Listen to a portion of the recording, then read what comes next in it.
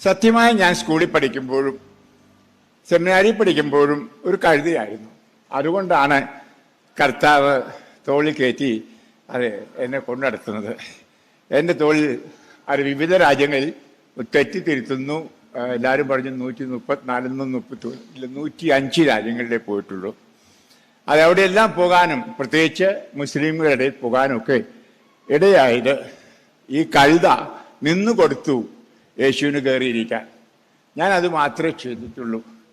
എന്നെപ്പറ്റി ഒത്തിരി എല്ലാം പറഞ്ഞത് ആരെപ്പറ്റി ഞാൻ ഓർക്കുകയായിരുന്നു. പണ്ടൊരു കഥ പറയുന്നില്ലേ, അതായത് ഒരു ഭർത്താവ് മരിച്ചു, പള്ളിയിൽ പോക്കുമില്ലായിരുന്നു, കുമ്പസാരവും കുർബാനയില്ലായിരുന്നു, പരമകാരവും ഇല്ലെന്ന് കള്ളുകൂടിയുമായിരുന്നു. അപ്പോൾ ഒരു വികാരിയച്ഛൻ, ഒരു കപ്പിച്ചനച്ഛൻ വലിയൊരു പ്രസംഗം പറഞ്ഞു. അതെ, ഒരു വിശുദ്ധനായിരുന്നു, എന്നും പള്ളിയിൽ പോകുമായിരുന്നു, പ്രാർത്ഥിക്കുമായിരുന്നില്ല. അപ്പോൾ ഭാര്യ നോക്കി, ഇത് എൻ്റെ ഭർത്താവ് തന്നെയാണോ എന്ന് പറഞ്ഞ പോലെ ഇവരോരോരുത്തരും പലതും പറഞ്ഞപ്പോൾ ഞാൻ ഓർക്കുക, അതിന് ഞാൻ തന്നെയോ എന്ന്. പ്രിയപ്പെട്ടവരെ, കഴിഞ്ഞ 52 വർഷത്തെ എൻ്റെ പൗരോഹിത്യ ജീവിതത്തിലേക്ക് ഞാൻ തിരിഞ്ഞു നോക്കുമ്പോൾ ഒന്ന് ഞാൻ പറയുന്നു, ഞാൻ പൂർണ്ണമായിട്ട് സമർപ്പിച്ചു കർത്താവിന് വേണ്ടി, അവൻ്റെ വചനത്തിന് വേണ്ടി. അവിടെ ഞാൻ അല്പം പോലും എനിക്ക് വേണ്ടി മാറ്റിവെച്ചില്ല. ഈശോ പറയാറുണ്ട്, ഈശോ യൂതനാണ്. നിങ്ങൾക്കറിയാം, ലോകത്തിലെ ഏറ്റവും വലിയ ബിസിനസ്സുകാരെന്നറിയാമോ? യൂതന്മാർ. യൂതന്മാരോട് ഒരു കരാറ് നടത്തിയാൽ, അവരുടെ ബിസിനസ്സിൽ ഒരു കരാറ് നടത്തി ഭംഗിയായിട്ട് ചെയ്യുകയാണെങ്കിൽ ഒരിക്കലും വിടില്ല. ഇനിയും നമുക്കറിയാം, ജൂതനായ ഈശോ ദേവാലയത്തിൽ വെച്ച് നഷ്ടപ്പെട്ടപ്പോൾ അപ്പനും അമ്മയും മാതാവും ഔഷപിതാവും ചോദിച്ചു, ഞങ്ങളോട് എന്തായി ചെയ്തത് എന്ന്. അപ്പോൾ പറഞ്ഞ കാര്യം നിങ്ങൾ വായിച്ചിട്ടുണ്ടായിരിക്കും, ഇംഗ്ലീഷിലാണ് രസം. Don't you know that I should do my fathers business? എൻ്റെ അപ്പൻ്റെ ബിസിനസ് നടത്തണമെന്ന് നിങ്ങൾക്ക് അറിഞ്ഞുകൂടെന്ന്. എന്തായിരുന്നു അപ്പൻ്റെ ബിസിനസ്? എല്ലാവരെയും രക്ഷിക്കുക. ഹല്ലേലൂയ.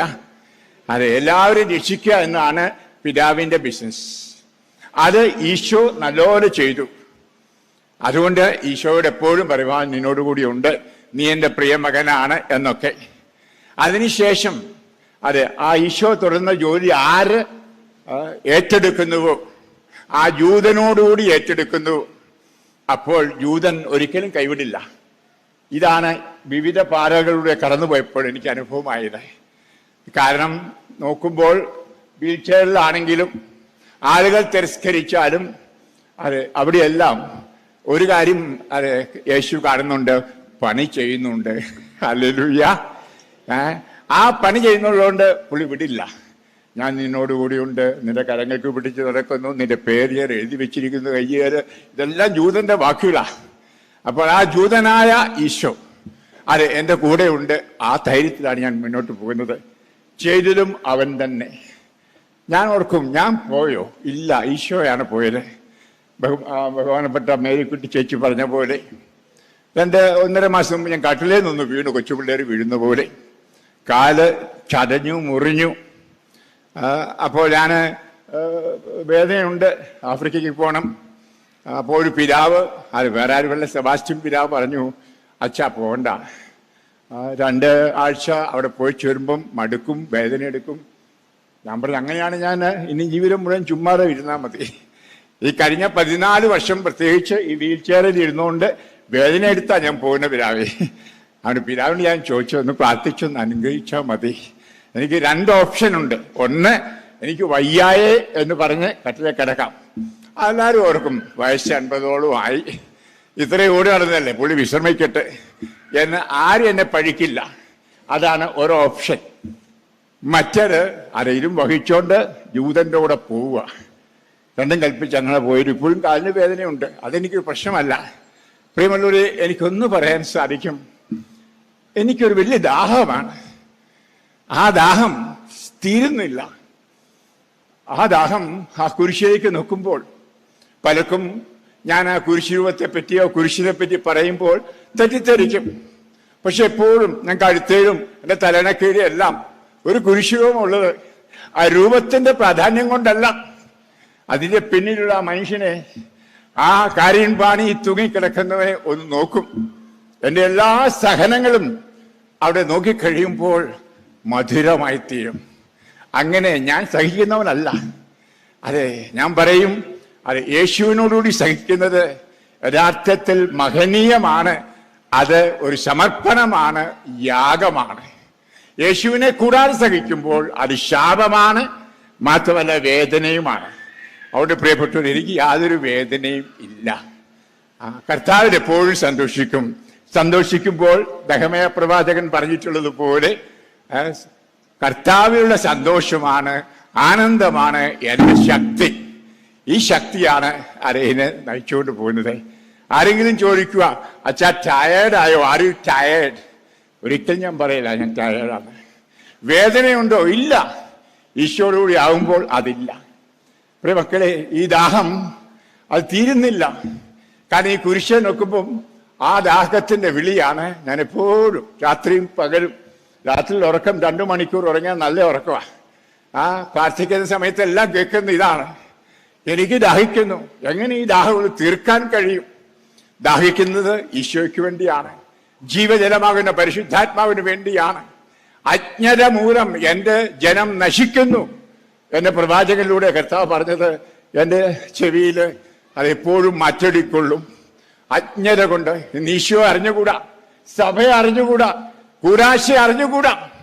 അതിൻ്റെയാണ് ഈ കാണുന്ന കേരളത്തിലായാലും എവിടെയായാലും അതെ ഈ വഴക്കും വയ്യാവേലി എല്ലാം ഉണ്ടാകും. കാരണം ഈശോ അറിയത്തില്ല, കൂരാശ അറിയത്തില്ല, വിശുദ്ധ കുർബാന എന്തെന്ന് അറിഞ്ഞുകൂടാ. അതുകൊണ്ടാണ് ഈ കാണുന്ന ബഹളങ്ങളെല്ലാം. ഞാനതിൽ അച്ഛന്മാരെ ഉൾപ്പെടുത്തും, മെത്രാന്മാരെ, അച്ഛന്മാരെ, മെത്രാന്മാരെ, മെത്രാപ്പൊലിത്തന്മാരും എല്ലാം യേശുവിനെ അറിഞ്ഞിരുന്നെങ്കിൽ, യേശുവിനെ സ്നേഹം അറിഞ്ഞിരുന്നെങ്കിൽ, മാത്രമല്ല ആ യേശു നമ്മോട് കാട്ടുന്ന ആ വലിയ സ്നേഹത്തിന്റെ മഹാത്മ്യം മനസ്സിലാക്കിയിരുന്നെങ്കിൽ, എന്നും ഇതെന്റെ ശരീരമാകുന്നു, ഇതെന്റെ രക്തമാകുന്നു എന്ന് പറഞ്ഞുകൊണ്ട് ശാരീരികമായി സന്നിധി ചെയ്യുന്ന കർത്താവിനെ ഒന്ന് കണ്ടിരുന്നെങ്കിൽ, ഇന്നും ഇപ്പോഴും നമ്മളൊരു ചടങ്ങ, അതെ അങ്ങോട്ട് തിരിയണോ ഇങ്ങോട്ട് തിരിയണമോ, വട്ടം തിരിയണോ വട്ടത്തിൽ കറങ്ങണോ, ഇതൊക്കെയാ നമ്മൾ. അതെല്ലാം പണ്ട് ആനയെ കാണാൻ പോയ 4 കുരുടന്മാരുടെ കൂട്ടാണ്.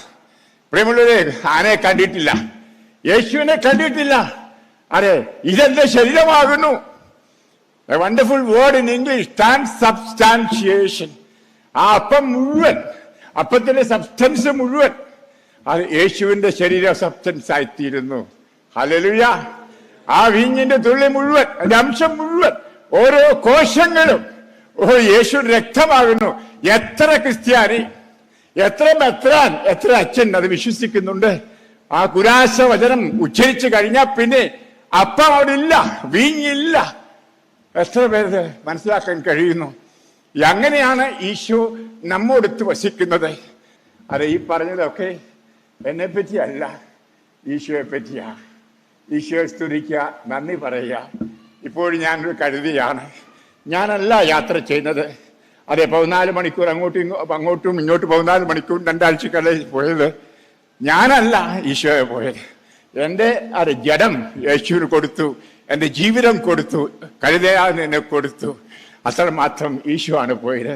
പ്രസംഗിക്കുന്നതും ഈശോയാണ്, രോഗശാന്തി കൊടുക്കുന്നതും ഈശോയാണ്, അത്ഭുതങ്ങളും അടയാളങ്ങളും ചെയ്യുന്നതും ഞാൻ എന്നും ഒരു കഴുതയാണ്. അതുകൊണ്ട് ഞാൻ പരാപ്തമില്ലാതെ സന്തോഷത്തോടെ ശക്തിയിൽ മുന്നോട്ട് പോകുന്നു. എനിക്കൊത്തിരി സന്തോഷമാണ്. എൻ്റെ അൽമേനികൾ, ഞാൻ ആദ്യം മുതലേ ഈ 50 വർഷക്കാലത്തെ എൻ്റെ പ്രഘോഷണ ജീവിതകാലത്ത് ഞാൻ പ്രഘോഷിച്ചത് അൽമേനികൾക്ക് വേണ്ടിയാണ്. കോട്ടയത്തായാലും തിരുവനന്തപുരത്തായാലും എവിടെയും. അതുകൊണ്ട് നിങ്ങൾ അൽമേനികൾ എന്നെ അംഗീകരിച്ച ഇതുപോലൊരു അവാർഡ് തന്നത് ഞാൻ അർഹനൊന്നുമല്ല. എനിക്കത് വലിയ സന്തോഷവുമില്ല. സന്തോഷമുണ്ട്, കാരണം എൻ്റെ മക്കൾ ഒരു ഉപഹാരം തന്നല്ലോ എന്ന്. ഇതിൻ്റെ സന്തോഷം വലുതാണ്. എൻ്റെ ആധ്യാത്മിക ജീവിതം, അതെ, എന്നിൽ നിന്ന് ആധ്യാത്മിക ജീവിതവും ആധ്യാത്മിക മൂല്യങ്ങളും നേടിയത് അൽമേനികളാണ്.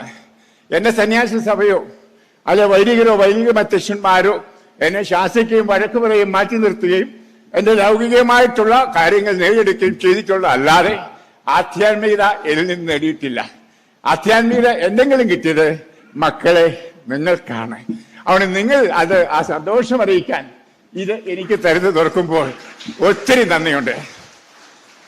അത് കണിശമായിട്ടും അത് ജോൺസൺ അച്ഛൻ എൻ്റെ പ്രിയപ്പെട്ട ശിഷ്യനാണ്. അതുപോലെ സ്നേഹിതനാണ്. വളരെ ഹൃദയമായിട്ട് അടുപ്പമുള്ള ആളായിരുന്നു. അത് രണ്ടാം തീയതി സുപ്പീരിയർ ജനറലായിട്ട് ഇലക്ട് ചെയ്യപ്പെട്ടപ്പോൾ ഒത്തിരി സന്തോഷം തോന്നി. അതെ പ്രിയമുള്ളവരെ, അത് അദ്ദേഹത്തിന് മുമ്പ് വെച്ച് ഞാൻ പറയുന്നത്, അതെ സന്യാസ സമൂഹമായാലും ശരി, അല്ലെങ്കിൽ കത്തോലിക്ക സഭ മുഴുവനായാലും ശരി, ഒരു പക്ഷെങ്കിൽ ഭൗമികമായിട്ട് നിന്നും പലതും നേടിക്കാണും. എന്നാൽ ആധ്യാത്മികമായി നേടിയത് നിങ്ങളാണ്, എൻ്റെ മക്കൾ. മേരിക്കുട്ടി ചേച്ചി പറഞ്ഞ പോലെ ഞാൻ ആരുമായിട്ട് ഇടപെട്ടാലും പ്രായം കൂടിയവരാണെങ്കിലും മകനും മകളുമായിട്ടാണ് കാണുന്നതും. മോനെ മോളേന്ന് ഞാൻ ഇവിടെ പേരും വിളിക്കാറുള്ളൂ. ഭംഗിവാക്കല്ല, എൻ്റെ ഹൃദയത്തിൽ അങ്ങനെയാണ്. എൻ്റെ ഹൃദയത്തിൻ്റെ ഒരു ഭാഗം ഞാൻ സുവിശേഷ പ്രഘോഷണത്തിൽ മുറിച്ചു കൊടുക്കും. അതുകൊണ്ട് എൻ്റെ സ്വന്തമായിട്ട് ഞാൻ കാണുന്നു. പ്രത്യേകിച്ച് ദിവ്യകാരുണ്യത്തിലൂടെ അവൻ്റെ ശരീരവും രക്തവും സ്വീകരിക്കുന്ന വ്യക്തി, അത് എൻ്റെ കൈകളിലൂടെയാണ് നൽകപ്പെടുന്നത്. അപ്പോൾ രക്തബന്ധം ഉണ്ടാകുന്നു. അത് സഹോദര സഹോദരി എന്ന് വിളിച്ചാൽ അർത്ഥമുണ്ട്. ഞാൻ പ്രായമായതുകൊണ്ട് എനിക്ക് എല്ലാവരെയും മക്കളെന്ന് വിളിക്കാം. അതുകൊണ്ട് മക്കളെ നന്ദി പറയുന്നു. അത് ക്രിസ്റ്റീൻ, ബഹുമാനപ്പെട്ട ദേവപ്രസാദ് പറഞ്ഞതുപോലെ ക്രിസ്റ്റീനിൽ വെച്ച് നടന്നു എന്നുള്ളത് വലിയൊരു കാര്യമാണ്. ഇവിടെ വെച്ചായിരുന്നു അദ്ദേഹത്തിൻ്റെ ആദ്യ പുസ്തകം പറഞ്ഞത്. മാത്രമല്ല ക്രിസ്റ്റീൻ അത് എൻ്റെ മക്കളാണ്. നിങ്ങൾക്കറിയത്തില്ല, വലിയ ചരിത്രമുണ്ടായിരുന്നു, നേരമില്ല. പ്രിയമുള്ള ഓടി നടന്നപ്പം ലോകത്തിൽ ഒത്തിരി മക്കളുണ്ടായി. അങ്ങനെ ഉണ്ടായ കൊച്ചു മക്കളാണ്. അത് ഞാൻ അന്ന് ഇത് ആരംഭത്തിൽ വലിയ കൺവെൻഷൻ നടത്തിയപ്പോൾ കൈ ഒടിഞ്ഞ് കാല് ഒടിഞ്ഞ് എന്നെ ജോർജ് മാത്യു ഡോക്ടർ ആശുപത്രിയിൽ നിന്ന് കൊണ്ടുവന്നതും ഉദ്ഘാടന പ്രസംഗം നൽകിയതൊക്കെ ഞാൻ ഓർക്കുകയാണ്. പ്രിയമുള്ളവരെ, ഞാൻ പറയുന്നു, മക്കൾക്ക് നന്ദി, സ്തോത്രം. അത് കർത്താവിന് സ്തോത്രം, മക്കൾക്ക് നന്ദി. അതുപോലെ ഇന്ന് നല്ല പ്രസംഗമൊക്കെ പറഞ്ഞതും, അത് സിരേഖ് ഡോക്ടർ മുതൽ ഓരോരുത്തരെയും ഞാൻ പേരെടുത്ത് പറയുന്നില്ല. അത് നിങ്ങൾക്കെല്ലാവരെയും അറിയാം. എല്ലാവർക്കും ഞാൻ നന്ദി പറയുന്നു, അതിനെ ആദരിക്കുന്നതിനും ബഹുമാനിക്കുന്നതിനും.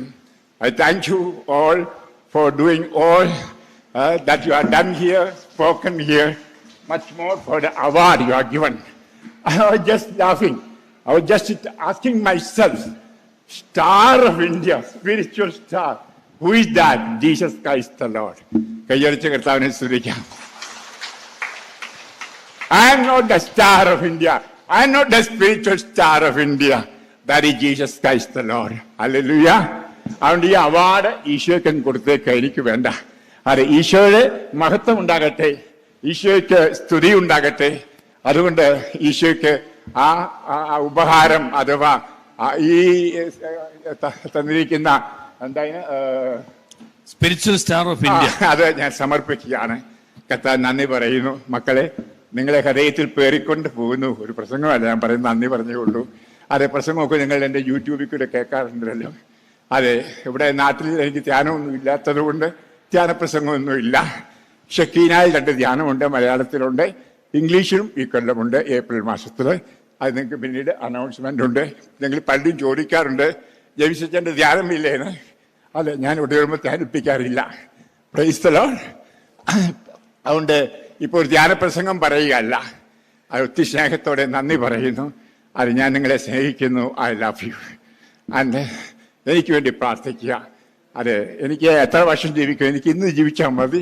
ഞാൻ ഇന്നത്തേന് മാത്രമേ കരുതുന്നുള്ളൂ. അത് നാളത്തെ കർത്താവിൻ്റെ കൈ കൊടുത്തിരിക്കുകയാണ്. അതെ, 100 ആണെങ്കിൽ 100, 200 ആണെങ്കിലും കുഴപ്പമില്ല, പോരട്ടെ. ഹല്ലേലൂയ.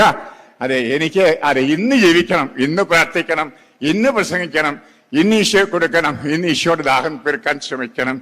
ആ ദാഹം മനുഷ്യന്റെ ദാഹമാണ്. ആ ആശയമുള്ളൂ, ആ പ്ലാനേ എനിക്കുള്ളൂ. പ്രാർത്ഥിക്കാം പരസ്പരം. യേശുവേ നന്ദി, യേശുവേ സ്തോത്രം. Hallelujah, hallelujah. നന്ദി ദൈവമേ, നന്ദി ദൈവമേ, നിത്യവും നിത്യവും നന്ദി ദൈവമേ, ദൈവമേ നന്ദി ദൈവമേ, നിത്യവും നിത്യവും നന്ദി ദൈവമേ. Thank you, Jesus. Thank you, Jesus. Thank you, Jesus, from my heart. Thank you, Jesus. Thank you, Jesus. Thank you, Jesus, from my heart.